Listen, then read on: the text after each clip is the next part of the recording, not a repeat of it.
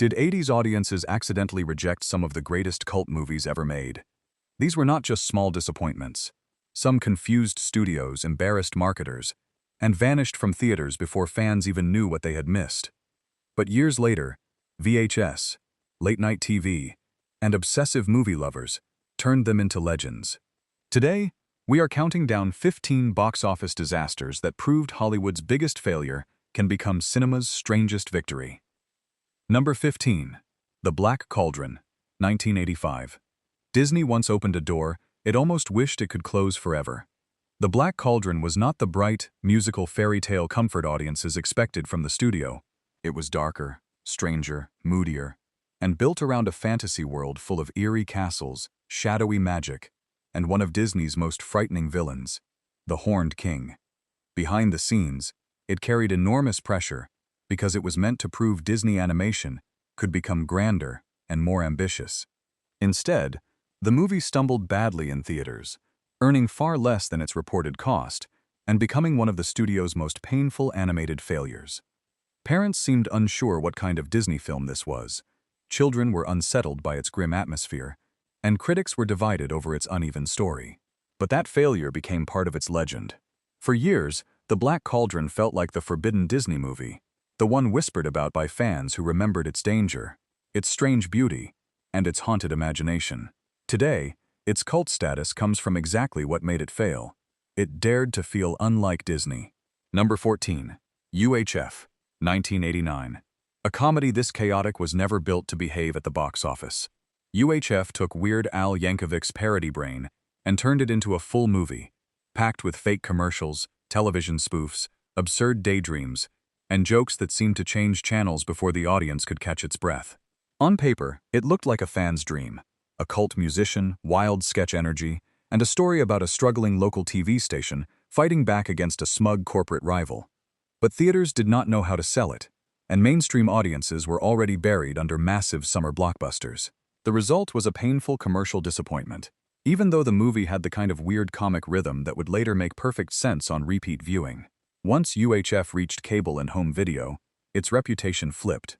Fans began quoting Stanley Spadowski, replaying the ridiculous parodies, and treating the film like a secret handshake for anyone who preferred comedy with no breaks. It failed because it was too strange for opening weekend, but survived because strange was its superpower. Number 13.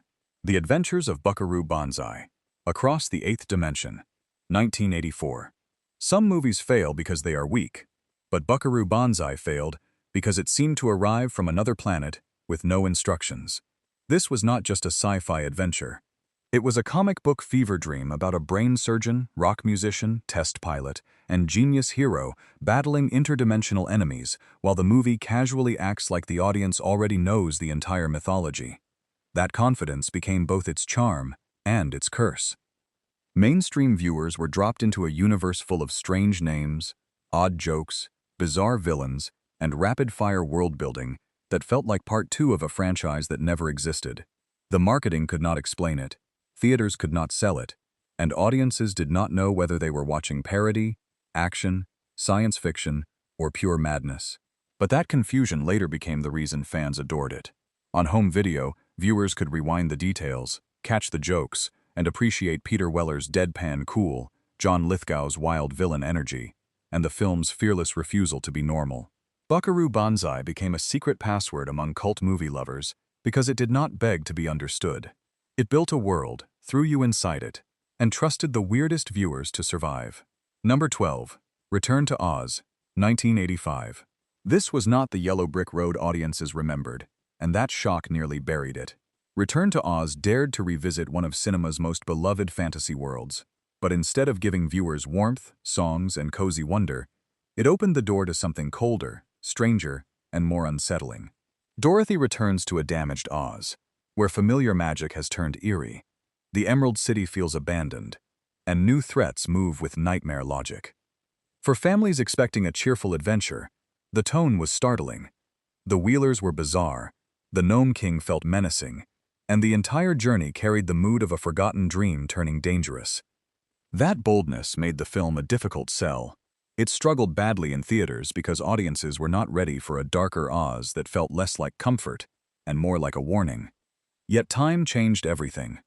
The same qualities that scared away mainstream viewers later made Return to Oz unforgettable. Fans began praising its handmade atmosphere, imaginative production design, and brave refusal to simply repeat the past. Fairuza Balk's Dorothy gave the story quiet seriousness, while the film's odd creatures and haunted landscapes made it feel unlike any other family fantasy of its decade. It failed because it betrayed expectations, but it became cult because it had the courage to do exactly that. Number 11.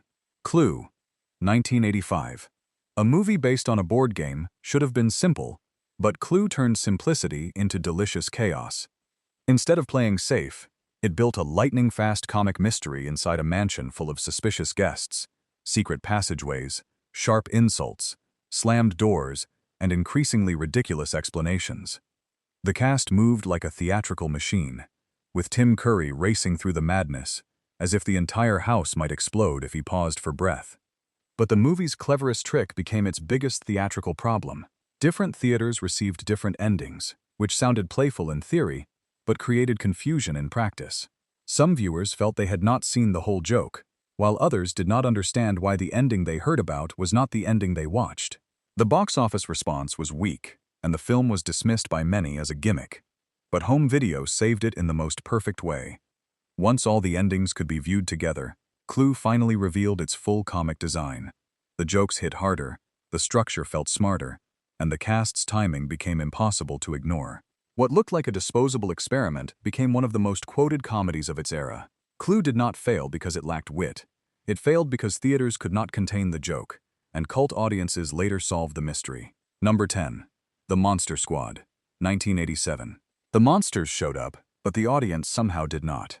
The Monster Squad had a premise that sounds impossible to resist.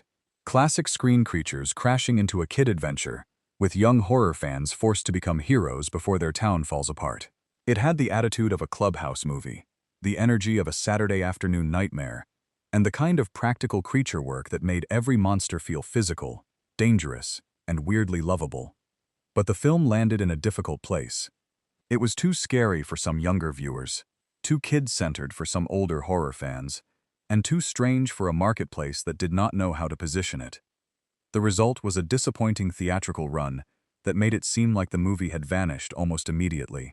But cult movies often wait for the right audience, and the Monster Squad found its people later. On VHS, fans discovered its mix of humor, friendship, creature feature thrills, and surprisingly emotional moments. The kids felt real because they argued, panicked, joked, and acted like outsiders who finally got a chance to matter. The monsters gave the movie its hook, but the friendship gave it a heartbeat. The Monster Squad became beloved because it understood something powerful. Childhood fears feel enormous, and sometimes the bravest heroes are the ones nobody takes seriously yet. Number 9. Near Dark, 1987. This was the vampire movie that refused to dress like one. Near Dark stripped away gothic castles, elegant capes, and romantic shadows, then replaced them with dusty highways, neon bars, stolen cars, and a traveling gang that felt more like outlaws than supernatural legends. Directed by Catherine Bigelow, the film moved with grimy intensity, blending horror, Western mood, and crime film danger into something raw and unpredictable. That originality made it fascinating, but it also made it hard to sell. Audiences expecting familiar vampire rules did not get them there. Viewers wanting a simple horror film found something moodier, stranger, and more emotionally complicated. Released near other vampire stories with easier hooks, Near Dark struggled to find its crowd and became a commercial disappointment. But its reputation grew because it had atmosphere that could not be faked. The nighttime landscapes felt lonely. The violence carried consequence, and the family-like bond among the predators made them both terrifying and strangely tragic. Bill Paxton's wild performance gave the film dangerous electricity, while the central romance added a doomed sadness beneath the dust and blood-red light. Over time, Near Dark became a cult favorite because it took a familiar monster and dragged it into an American wasteland. It did not sparkle, wink, or explain itself.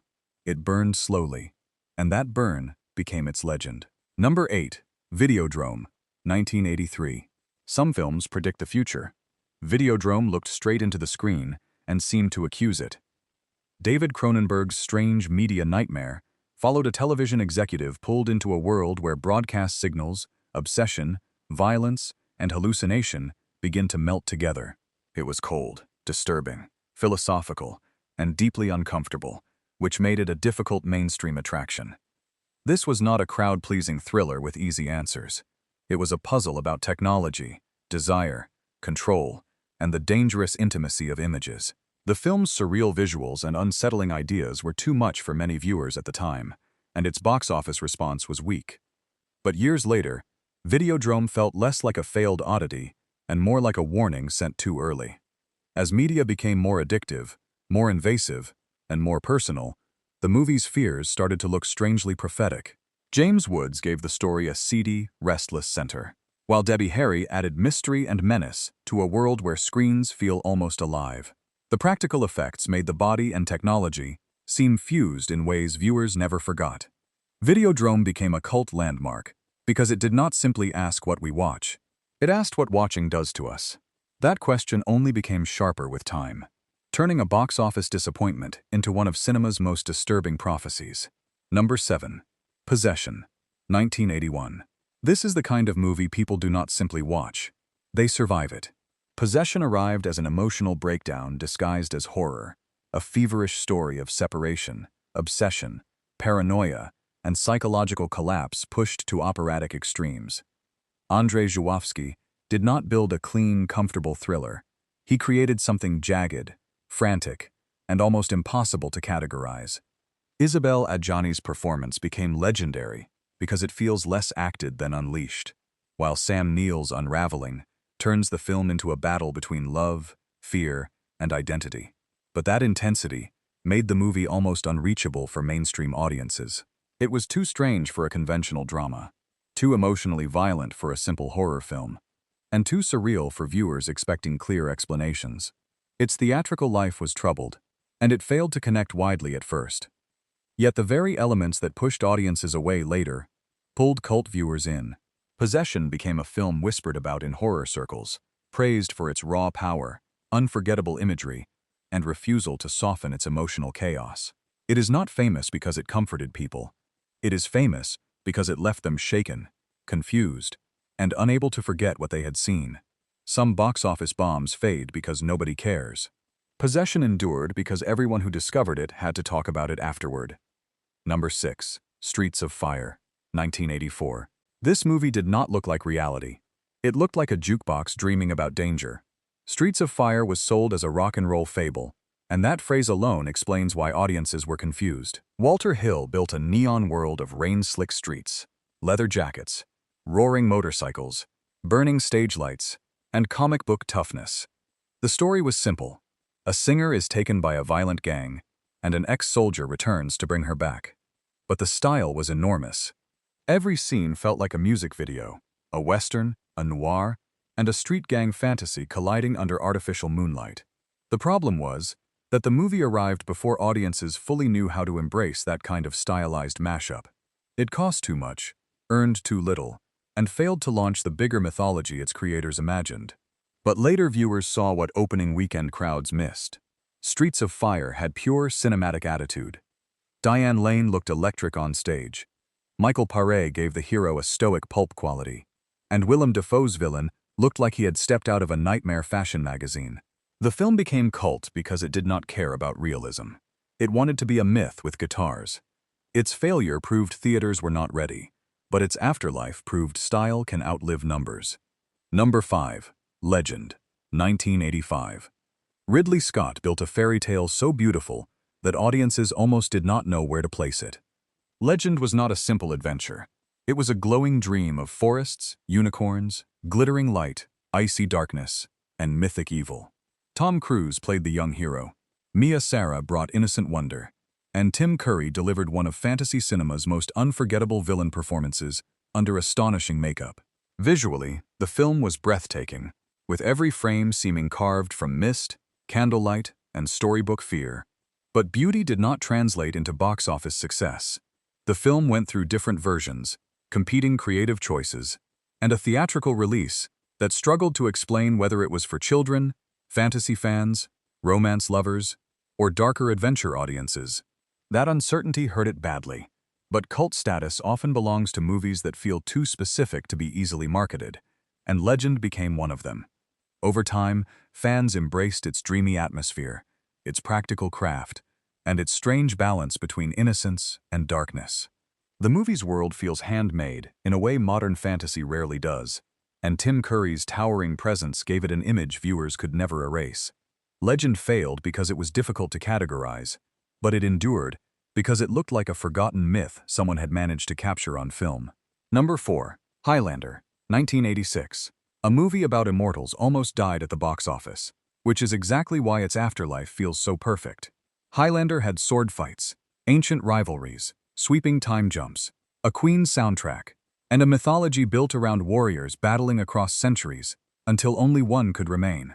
That sounds like blockbuster material now, but audiences at the time were not fully ready for its strange blend of fantasy, action, romance, rock energy, and tragic destiny. The story moved between eras, accents wandered freely, and the tone shifted from epic to pulpy to emotional without apology. Critics were mixed, box office returns disappointed, and the movie seemed at first like a flashy genre experiment that had missed its chance. Then home video changed everything. Fans discovered the power of Connor MacLeod's cursed immortality, the charm of Sean Connery's mentor figure, and the wild menace of the Kurgan. Queen's music gave the film grandeur, while its central idea gave it emotional weight. Living forever may sound like a gift, but it also means watching everything you love disappear. Highlander became cult because it offered a mythology bigger than its budget and stranger than its marketing. It failed in theaters, but like its hero, it refused to stay buried. Number 3. Big Trouble in Little China, 1986. Hollywood thought Jack Burton was the hero, but the joke was that Jack Burton barely understood the movie he was in. Big Trouble in Little China was John Carpenter at his most playful and reckless. Throwing action, martial arts fantasy, supernatural comedy, monsters, magic, and buddy movie chaos into one glorious storm. Kurt Russell played Burton with swaggering confidence and hilarious confusion, while the real heroic momentum often belonged to the characters around him. That reversal was brilliant, but mainstream audiences did not quite know what to do with it. The film looked like an action blockbuster, behaved like a parody, and moved through fantasy mythology with the speed of a runaway truck. Its theatrical performance was disappointing, and the studio struggled to sell a movie that seemed to switch genres every few minutes. But later, that exact unpredictability became its power. On cable and VHS, viewers returned to the one-liners, the wild fights, the supernatural villains, and the feeling that anything could happen next. The film's humor aged beautifully because it understood Jack's ego better than Jack did. Big Trouble in Little China became cult royalty because it was too fast, too strange, and too self-aware for its moment. The box office missed the joke, but fans have been laughing ever since. Number 2. The Thing, 1982. The scariest monster in The Thing was never just the creature. It was suspicion itself. John Carpenter's Frozen Nightmare trapped a group of men in an Antarctic station, where trust collapses faster than the temperature. The alien threat could imitate anyone, which turned every glance, every silence, and every closed door into a possible warning. Today, that setup feels like pure genius, but audiences were not kind at first. The film arrived when many viewers wanted wonder from alien stories, not paranoia, isolation, and grotesque transformation. Critics were harsh, box office numbers were disappointing, and Carpenter's career took a serious hit from the backlash. But time became the film's greatest ally. On home video, horror fans recognized the precision of its tension, the bleak power of its setting, and Rob Bottin's practical effects, which still feel shocking because they look physical, wet, and terrifyingly inventive. Kurt Russell's MacReady became an iconic survival figure, not because he had answers, but because he understood that certainty was gone. The Thing grew into one of the most respected horror and science fiction films ever made, because it turns fear into a social disease. It failed when audiences rejected its darkness, but it became immortal when viewers realized the darkness was the point. Number 1. Blade Runner, 1982. The future arrived in theaters, and almost nobody knew how to read it. Blade Runner was not the fast, simple science fiction adventure many expected. Ridley Scott created a rain-soaked Los Angeles, filled with neon signs, crowded streets, artificial humans, corporate towers, and a loneliness so thick it seemed to hang in the smoke. Harrison Ford played Deckard like a tired detective moving through a world that had already lost its soul, while Rutger Hauer's Roy Batty gave the film its wounded, dangerous heart. But the movie's slow mood, philosophical questions, and troubled release made it a difficult sell. Audiences expecting space opera excitement found a melancholy noir about memory, identity, and what it means to be alive. Its box office performance disappointed, and early reactions were divided. Yet Blade Runner kept evolving. Different cuts, critical reassessment, and decades of influence transformed it from a commercial letdown into one of the most important science fiction films ever made. Its production design shaped the look of countless future cities on screen, while its questions about artificial life became more powerful as technology advanced. Blade Runner became the ultimate cult disaster because its failure was temporary, but its vision was permanent. The theaters may have hesitated, but cinema history eventually caught up with it. These movies did not win opening weekend, but they won something bigger: time. Theaters ignored them, critics doubted them, studios misunderstood them, and fans resurrected them. That is the real magic of cult cinema. Which box office disaster deserved a second life the most? Drop your pick below, and keep watching the movies Hollywood failed to understand first.